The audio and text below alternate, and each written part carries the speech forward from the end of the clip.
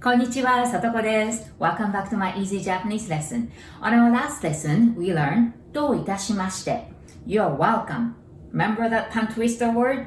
I hope you got it. Today, we are going to learn one of the most famous Japanese words. That is さよなら.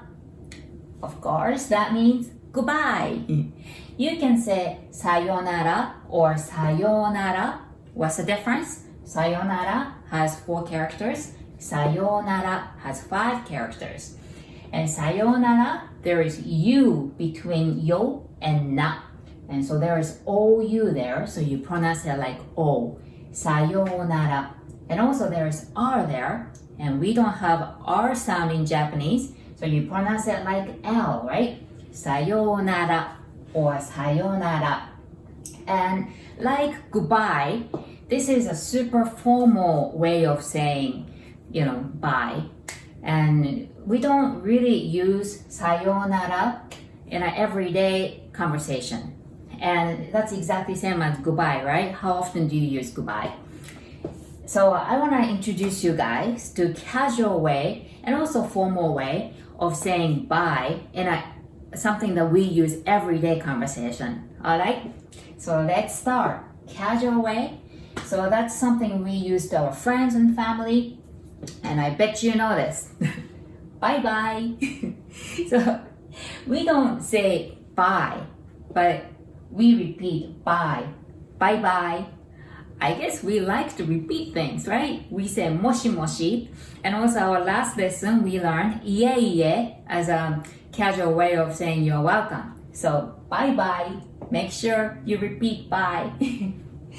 And now, formal casual way. So it is still casual, but it's more formal.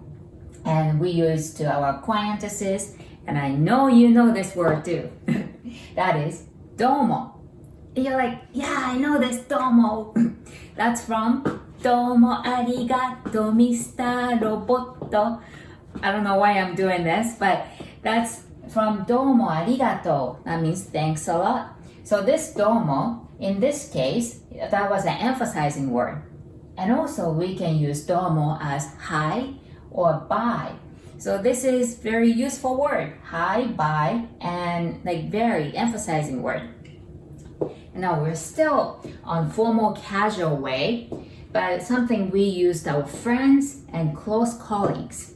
And we use this very often, and you would hear this often in Japan. And that is otsukare. Otsukare.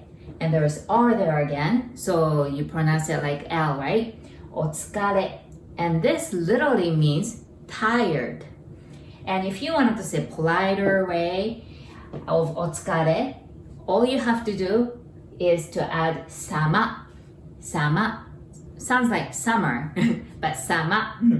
Otsukare sama. Do you remember san from our first lesson? That's number 3 in Japanese, right? And also it meant Mr., Mrs., and Ms., right? So this sama is even politer than san. So in Japan, in a formal situation, we use our last name. And my last name is Kumagai. So I am Kumagai-san, or politer way, Kumagai-sama. We use sama to king or queen, or some cases to clients. So like, let's say if I'm checking in the hotel in Japan, I may be called Kumagai-sama. All right? And now, formal way of saying it, particularly to our boss, colleagues, and customer clients. So now we are going to add another word, deshita. So, otsukare-sama deshita. And do you remember des from our formula? Something wa, something des. Right? So this is a past tense of des. So deshita is a past tense of des. And the reason why we're using deshita, the past tense, is because the work is done. We're saying goodbye. That's why it is past tense. And we could use otsukare-sama desu, but that word, we use it as hello. So let's say if you have a question to your boss or even your client and you're calling them or seeing in person, and in the situation is you're working and they're working as well. And you can say, お疲れ様です, and then you can start asking questions. So that's a way of saying hello, okay? And yeah, here's another situation. Here's another example. On a flight to Japan, my passengers are boarding, and I don't say お疲れ様です, even though it is present tense, because they're not working. I'm working. That's why I say こんにちは when they're boarding. But when they're deplaning, and I would say お疲れ様でした.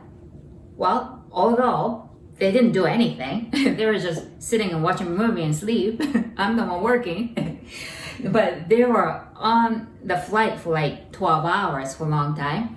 So, お疲れ様でした. This is what I use when they are deplaning.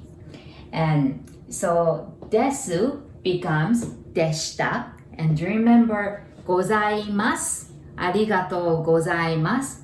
The past tense was ございました, right?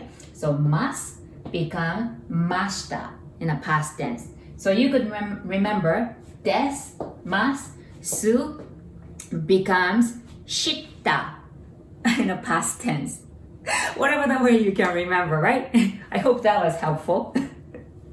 Well, I hope you enjoyed this lesson, and thank you very much for watching. ありがとうございました. And if you still haven't, please subscribe, and I'll see you guys on our next lesson. Bye guys!